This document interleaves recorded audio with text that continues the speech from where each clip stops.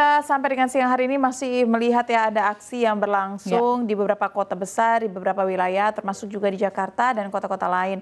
Nah, bagaimana nih ini dampaknya ke pasar saham khususnya IHSG yang sudah Anda cermati, Safrina? Betul sekali, seperti yang tadi juga sudah kita ulas bersama mungkin ya dari awal mulai closing bell gitu ya, Syaf ya. Memang hari yang berat gitu ya untuk IHSG setelah merespon adanya aksi unjuk rasa yang telah berlangsung sejak tanggal 28, 29, 30 sampai 31 ya, bahkan tuh 3 hari berturut-turut ada aksi hari jatuhnya, 4 hari jatuhnya berturut-turut. Ya. Jadi kan memang 1 minggu itu ditutup perdagangan, jadi no wonder memang sudah banyak pelaku pasar yang mengekspektasikan memang hari ini akan terjadi koreksi. Koreksi sedalam apa? Ternyata hari ini ditutup di 1,21%, walaupun tadi pagi sempat berada di koreksi 3% dan kembali ke level 7.547,564. Turnover hari ini cukup tinggi di 23,409 triliun, dan kalau kita lihat hari ini memang secara data tidak bisa berbohong gitu ya, Syaf ya.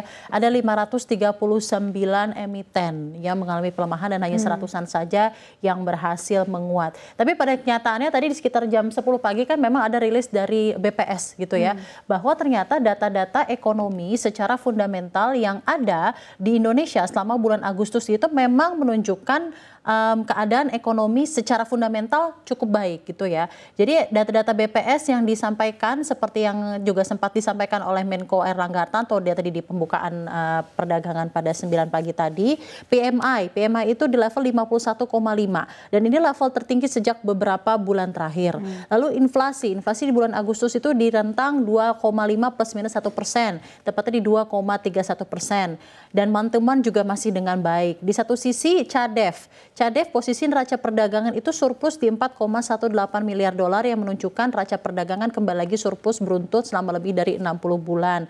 Lalu di satu sisi juga ada data-data yang menyebabkan aktivitas manufaktur itu meningkat seiring dengan volume pesanan baru dan tingkat investasi yang juga meningkat selama bulan Agustus.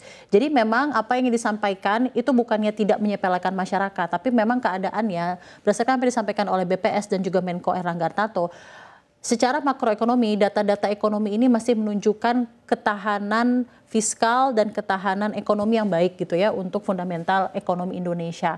Tetapi memang apa yang terjadi, riak-riak yang terjadi karena sosial ekonomi ini langsung berimbas terhadap sentimen pasar keuangan yang ada karena adanya berita-berita yang sirkulasi. Tidak hanya di Indonesia tapi juga asing. Maka dari itu jadi capital outflow yang cukup besar di awal-awal perdagangan jam 9 sampai 10 pagi tadi. Namun sepertinya teroffset dengan data-data yang muncul dari BPS dan juga sepertinya keyakinan-keyakinan yang ada muncul berdasarkan paparan yang disampaikan oleh Menko Airlangga Hartarto. Akhirnya hari ini ada pengikisan pelemahan yang tadinya pelemahannya di 3%, akhirnya ditutup di level 1,21%. Berarti harusnya kan kita lihat ya memang data yang cukup baik ini artinya bisa direspon pasar cukup baik begitu ya.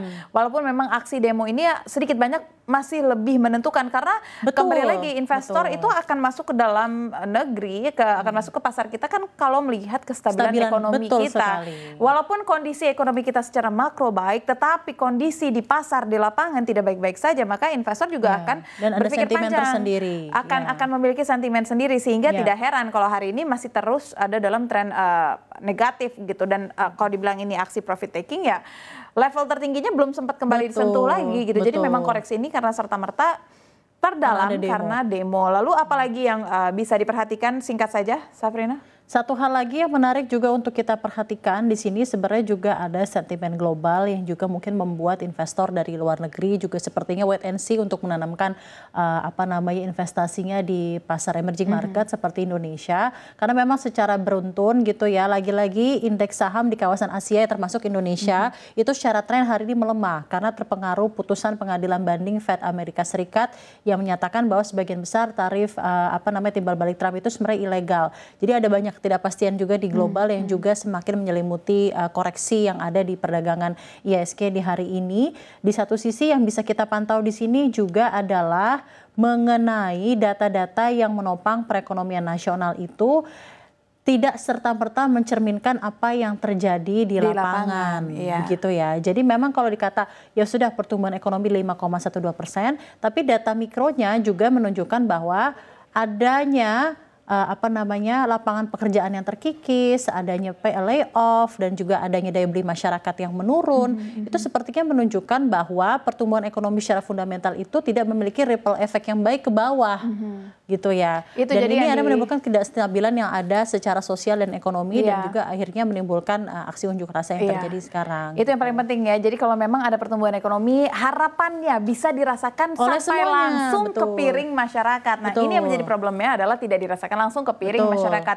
Tapi kita akan lihat seperti apa nanti ke depannya aksi ataupun keputusan yang akan diambil oleh pemerintah. Karena kita masih akan menantikan pergerakan sampai dengan kebijakan-kebijakan lanjutnya.